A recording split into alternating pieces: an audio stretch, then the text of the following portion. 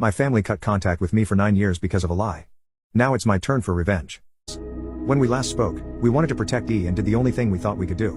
We know that's not excusing how you were treated. What E did was wrong and we're all angry at her. We have called everyone that knew and told them the truth. We all want to speak with you and your sisters want you to meet their families. Please write back if you can find it in you to forgive us. Love, Mom and Dad. So yeah. That's my situation right now.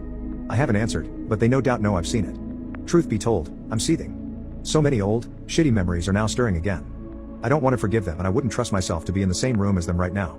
Part of me wants to call my family and unleash everything on them, to guilt them with everything I went through until they all hit their rock bottom. Then dedicate my life to make my cousin's life as miserable as possible. The other part wants to ignore them and continue with my okayish life with my motorcycle and my garden to keep me company. I don't have any friends. The only people I speak to are my coworkers, but we're not really close. I've called my therapist's clinic, but they told me she's on vacation and won't be available for weeks, and I don't want anyone else than her. So that leaves internet strangers. So please, where to go from here? Do I ignore them and continue as is? Or do I answer? And if so, what to even write?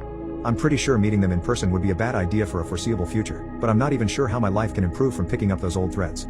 As embarrassing as it may sound, I've dreamed about the day when they apologize to be them throwing themselves to the ground and kissing my feet. Texting seems so anticlimactic now. Here's part 2. So it's been around 3 months since I last posted the previous post and a decent amount has happened. Some for the better and some for the worse. For one, E is still a huge J-hole. Around a week after my family sent me the messages, she also reached out with a huge apology text. When I received it, I couldn't believe my eyes. She was talking about how she had mental problems and has been dealing with them for ages, almost as an excuse as to why she did this to me. She said she needed help and her parents were helping her get it. This seemed like BS to me because all my life I knew E. She was a beaming, radiant girl, until that dreadful day in 2014. The whole text felt like she was just feeding me excuses to why it happened, and then ending it off with the shortest actual apology. My original plan was to go on with my life and try to slowly make it better and better, but seeing this pushed me to my limit. I had to respond, and tear into her with the most vile words I could think of. In the end, the actual text I ended up sending said, "You think your mental problems are bad? Try being torn away and excommunicated from your whole family for 10 years when you were just in the infant years of your adult life, and see how bad those mental problems become. I am still trying to deal with all of this and the last thing I need is the culprit of my misery feeding me excuses as to why it happened. My other relatives may have been in the dark the whole time, but you knew the entire time, and it never dawned on you to say things sooner? You're lucky I did not unalive myself at this point. My parents and sibling might be another story, but I will never be able to forgive you for the irreversible damage you have done to me and my relationships. Please, rot in hell and never contact me again." She hasn't responded, but I can see that she got the message because of read receipts. Maybe she took the hint to not respond.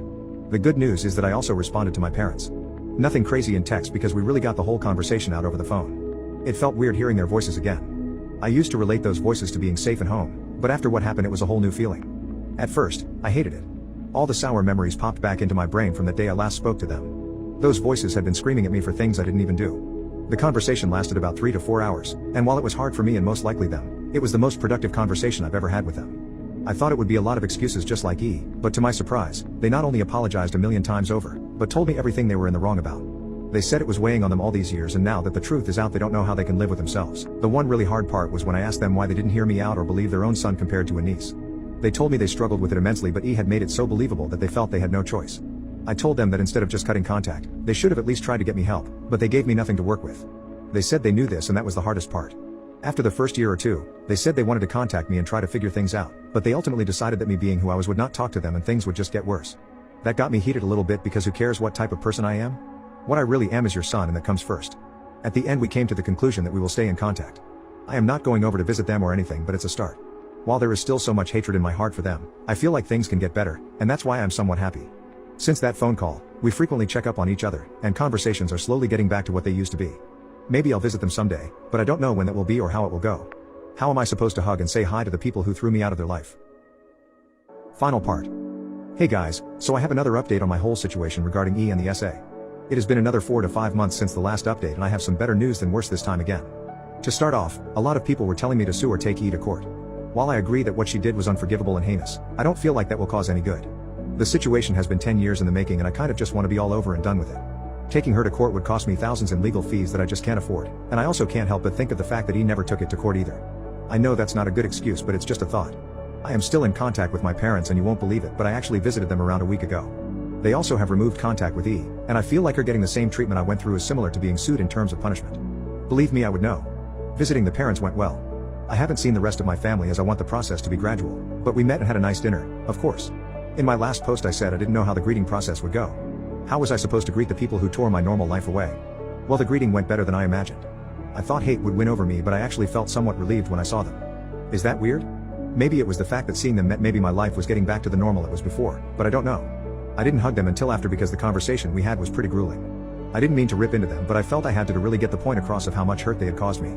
At some point my mother cried, because of the detail I went into about my darkest times. They said they know they can't do anything to fix what has happened but want the future to be optimistic.